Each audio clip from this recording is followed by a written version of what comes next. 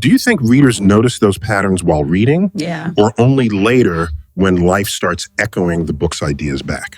For me, it's the idea that small choices compound quietly over time, shaping outcomes long before we recognize their impact. Yeah. That's why reflection matters, because awareness turns those quiet patterns into intentional decisions instead of accidental habits. Do you think readers notice those patterns while reading, or only later when life starts echoing the book's ideas back? I think readers sense patterns subconsciously at first, but only later recognize their meaning when real life begins mirroring them. That delayed recognition is powerful because it transforms reading from entertainment into a quiet guide for future decisions. I'm not sure it's delayed at all. Some readers recognize those patterns immediately, but choose to wrestle with them privately. Yes, some readers see themselves right away, but need time to decide whether they're ready to confront what the book reveals.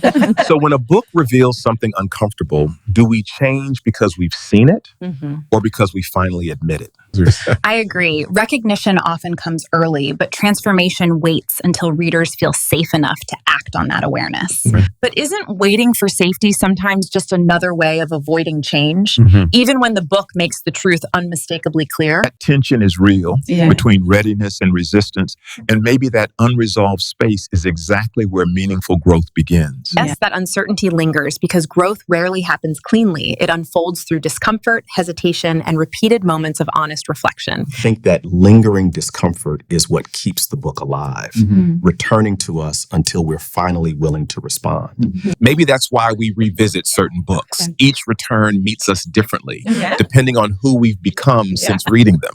I've seen readers highlight passages, then return years later saying those same lines suddenly felt written for their current lives. As a reader, I've felt that shift. Books I once skimmed later spoke directly to moments I didn't know I'd face. I see that differently. Sometimes readers recognize the meaning immediately, but the emotional weight takes longer to fully register. That makes sense. Understanding can be instant while acceptance lags because emotions process truth differently than intellect does over time. Emotional readiness matters. Readers may grasp ideas instantly, but lived experience slowly teaches us how to carry those truths forward. I reread a novel after a divorce, and a passage about resilience suddenly felt like it was written to me.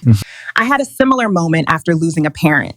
Sentences I once ignored suddenly carried weight I wasn't ready for before. That's what surprises me most, how timing changes meaning, turning familiar words into mirrors we didn't know we needed. Exactly. And it reminds me that books don't change. The reader does, carrying new questions into the same pages. What I'm hearing is that books meet us where we are. So maybe the real question is when we're ready. I think readiness comes from experience. Life teaches us when we're prepared to actually hear what the book is saying. I agree, but sometimes readiness isn't conscious. Books plant seeds that surface later, long after we thought we'd moved on. That's true. Those seeds work quietly, reshaping how we respond when life finally demands that we remember what we read before. From my perspective, books don't wait for permission. They surface truths precisely when life creates the conditions to recognize them. That's why timing matters less than honesty. Stories arrive ready, but understanding depends on whether we're willing to confront them. I agree, but honesty isn't always immediate. Sometimes readers need emotional distance before they can face what the story reveals. Maybe that's the power of books. They wait patiently, holding meaning until we're ready to meet ourselves honestly. When you read a book like this, which idea stays with you the longest and why does it keep resurfacing? So when a book reveals something uncomfortable, do we change because we've seen it or because we finally admit it? My thanks to Dr. Reginald Alexander, author Lisa Simmons, author Rebecca Coleman, and Philip Tillman for a thoughtful conversation. Truly appreciate you all.